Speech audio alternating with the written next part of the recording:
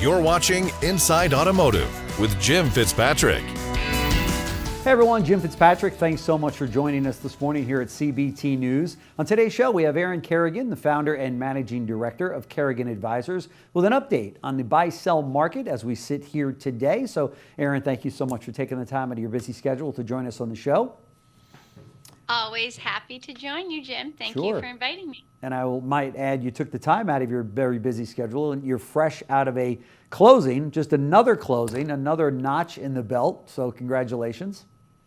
Thank you so much. Yes, got back late from Texas. That's great. That's great. So talk to us. How is the buy-sell market shaping up for 2024 now as we're in about the last 6 weeks of the year?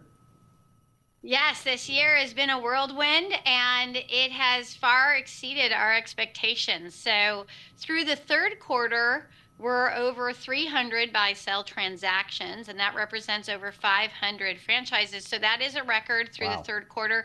So we're really shaping up for another record year for 2024.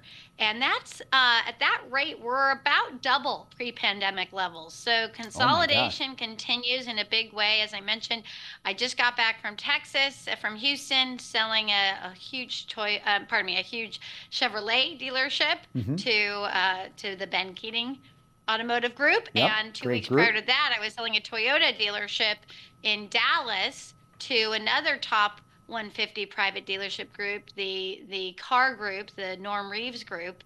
It's expanding quite significantly in that state. So it's just continued to be a very, very busy time, and certainly an exciting time, and surprised all of us, right? Because interest rates are still pretty darn high. Yeah. And the SAR has not grown quite as much as we all wanted. Although I will say it feels like the fourth quarter of this year is going to be very good for car dealers. I would agree. I would agree. And now, especially now that we're post-election, I think there's a big sigh of relief, regardless of what side you're on. And now it's on with business and buying the, vehicles and houses and whatever it is that you might have been putting off. But what do you feel from your perspective is driving the activity that you're seeing? From our perspective, there's two things really going on. We are seeing more sellers come to market. And for many of them, it really is that the economics work, in that they made a pot of gold during the pandemic years of earnings. So they've gotten to retain all that profit. And valuations, on average, now this isn't for all franchises, but on average, valuations remain quite significantly higher than pre-pandemic levels. So some are saying, I've made enough money. And if I'm at that retirement age, I think I'm going to exit now before I have to potentially risk maybe not making as much money or having my valuation go down. And so that's one reason. We are seeing more sellers come to market. Of course, the demographics play into that too, of just our industry demographics and aging. Even car dealers age. And so there are times when it makes sense to exit as well. Yeah. But the economics make sense for dealers today. And that's one reason. The other reason that we believe that we have so much activity is really that buyers and sellers are seeing eye to eye on valuation more than they have in the past. And I think that's because we are entering this new normal of profitability. So in the pandemic, it was really hard to determine valuation because everything was on pro forma. The buyer said this isn't going to last. The sellers hoped it would, but kind of understood it wouldn't. But no one really knew what to apply blue sky multiples to because it was crazy. That's right. It was crazy. Today, most agree that, again, for most franchises, there are some that aren't this way, but for most, on average, 2024 is the new normal. And so you can apply a multiple to current earnings. So we've returned to a valuation methodology that really makes sense for both sides. And I think that's the reason we are seeing more activity. Sure. And also those sellers are now accepting the new norm and saying we're not in COVID anymore, right? So let's get more level-headed about our expectations in this area, right? Yes, and everyone is pretty level-headed that the COVID period was unbelievable, and grosses were unbelievable, and few can look you in with a straight face and say, "Oh, I think we're going to go right back to that." Period. I think that that's probably Right. not going to happen again in our lifetime, No.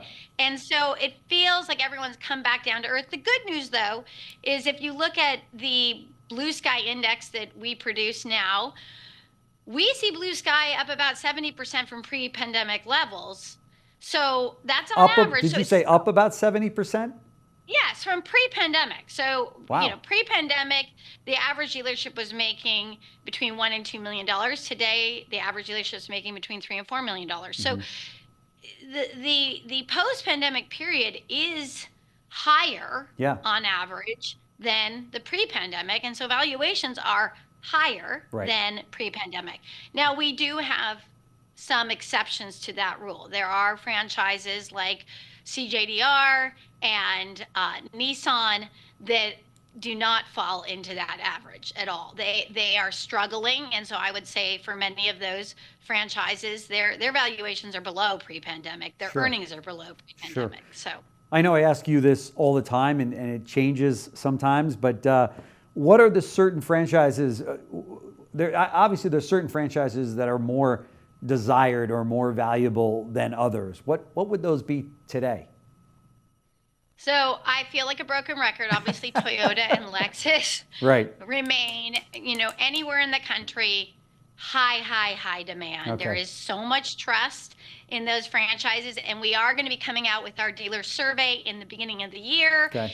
And the trust level remains just tremendously robust for both those franchises. And I was just talking to our client in Dallas, the Toyota dealer who sold, and I said, "What do you think about Toyota?" And he said, the difference with Toyota is they listen to their dealers. Yeah. And they might not always do what the dealers ask, but they do listen. That's And right. I thought that was just an interesting point. But Very good point. in terms, it is. And then beyond that, I will say luxury. Luxury continues, the top luxury continues to be in very high demand. The Porsches, the JLRs, Yeah. the Mercedes, BMW. The luxury market has been very robust in terms of just overall sales of Yeah. vehicles. And I think that the metrics of luxury franchises are such that they retain their franchise value much more than non-luxury because there are just so few of those franchises. You Right, have, right. I estimate there are about 100 Porsche dealers in the country serving 300 million people. So that's a pretty attractive business model, and yeah, that for sure. drives those multiples that we see, reaching 10 times for Porsche franchises because of there are just so few of them That's right. in the U.S. That's right. Which explains these incredible new Porsche dealerships that dealers are building. I don't know if you've been in one of the new prototype, but they are unbelievable. They are. Now, that's also an interesting trend that we write about in our next Blue Sky Report, which is that the cost of those beautiful buildings They look like a stadium. It is driving more luxury dealers to sell their businesses also, because if you're at that retirement age Yeah. and I could see that. name your luxury franchise, Yeah. Porsche, BMW, Sure. whomever comes to you and says, "Hey, you're doing great. We'd like you to spend $15 million on a new facility." What we're finding is more dealers are turning then to us and saying, "You know what? If you can get me X, I'd rather take that than go through make that capital commitment." Yeah. And also go through the headache of operating through construction. So that definitely is a trend we are seeing to the degree top luxury dealers are selling. Oftentimes it's because they have a big image construction project on their hands. That's right. That's right. So all of that being said, what are your expectations for the industry and industry consolidation in 2025? I do think you will continue to see the consolidation and really acceleration of consolidation that we have been seeing since 2020. And if you analyze it, you can see that the top 150 dealership groups now have 30% of industry revenue. So they have 30% market share. That's that's up from 25% in 2020. So that is a pretty steep increase. I think that will continue.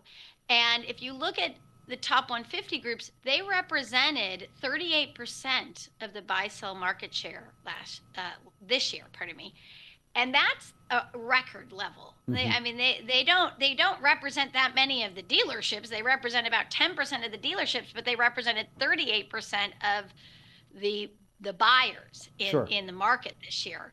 So disproportionate. And I think you're going to continue to see that in major metros in particular. I think you will see more and more dealers that maybe have one or two franchises selling to the regional consolidators. And that trend is here to stay. And part of it, of course, is that I do think with the new administration, the Trump administration is viewed as very, very positive for our business overall. I know there's some concerns with tariffs, but generally speaking, I think that's given a lot of momentum to the biggest consolidators to say, I'm going to keep growing. I'm excited to be in business. And the publics, for instance, many of them are at record stock prices right now because of, I think, the elections behind us, and there is a pro-business presidency coming in. Yeah, for sure.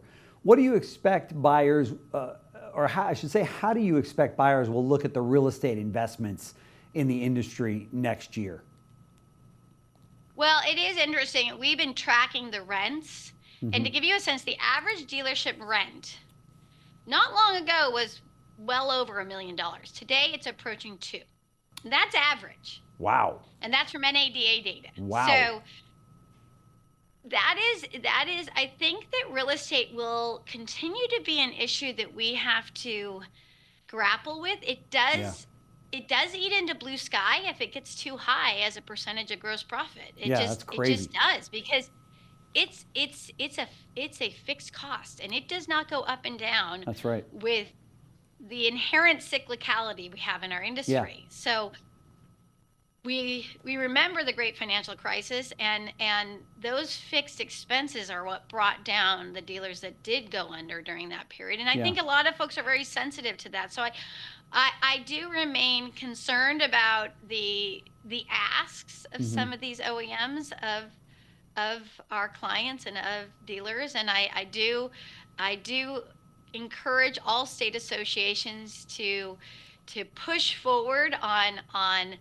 laws that protect the dealer from these kind of big asks that many of the OEMs put in front of them. And they're asked by the executives and the boards of these companies. They're going to move on in 10 years or 15 years or whatever their tenure is. And meanwhile, they're putting this debt and these purchase prices on the back of these family-run, for the most part, family-run dealership groups that have to live with it for years to come. You know what I mean? Yes, they're all mortgage. This is real debt that has to be paid, and that's exactly right. And I think the EV situation is probably the most dramatic of all of the issues that some of these dealers have invested a tremendous amount of capital in their facilities to become EV compliant with their OEMs, and now we all see that that the EV sales are not coming. And my concern is all those investments that dealers made, they could be really waste, and that the technology will move beyond, and so that infrastructure they put in place, it could be just obsolete in a short order. And that's right. So that's really, I think that's why I do believe that state associations should continue to be as focused as possible on this issue, because I don't think we're done with these investment asks, and the EV situation is probably the most glaring issue that dealers are dealing with now. They're spending $500,000, $250,000, millions of dollars that on these upgrades that, frankly, I'm not sure how much they're going to get used. Well, and then you got companies like Ford that come out and go, oh, we're rethinking the Lightning and other models and what have you, and we're going to dial back on what our requirements were. And you got to be thinking these poor dealers out there that went ahead and made this investment and they're all, ready to go. And then the manufacturers go, oops, I think we made a mistake in this. And it just leaves them just... And I think that the important part of that is that it's one thing if you're a big dealership group with 100 dealerships. Yes. To take those sorry, I know we just asked you to invest $1 million, right. But now you don't really need to do that. But if you only own 2 dealerships. That's right. And one of which is Ford. That's a big investment. And so I think that therein lies the reason some dealers are exiting and the reason the industry feels like it needs to be, you need just a bigger balance sheet to manage all those situations than you used to. So. That's right. Hey, I appreciate all the time you've given me. Any other trends that you're seeing out there that are worth noting? Well, I would just say that we do continue to see, we see buyers interested in the top franchises in almost any market, and we do continue to see this sort of move to the more business-friendly markets. So the Texas, we've sold 19 dealerships in Texas since 23. I keep going back and forth to Texas, and I love Texas. And Florida, likewise, very busy in Florida, the Carolinas. We do see that there is just tremendous demand for those high growth states that are very business friendly. And again, we do also see interest in top franchises in markets that aren't as high growth, but there does seem to be still this movement down south, if you will. It continues. It continues, right? I mean, it's crazy. But Erin Kerrigan, the founder and managing director of Kerrigan Advisors, thank you so much again for joining us on the show. I know that our dealer viewers get a lot out of your segment when you're on, so thank you so much. Thank you, Jim. Thanks for watching Inside Automotive with Jim Fitzpatrick.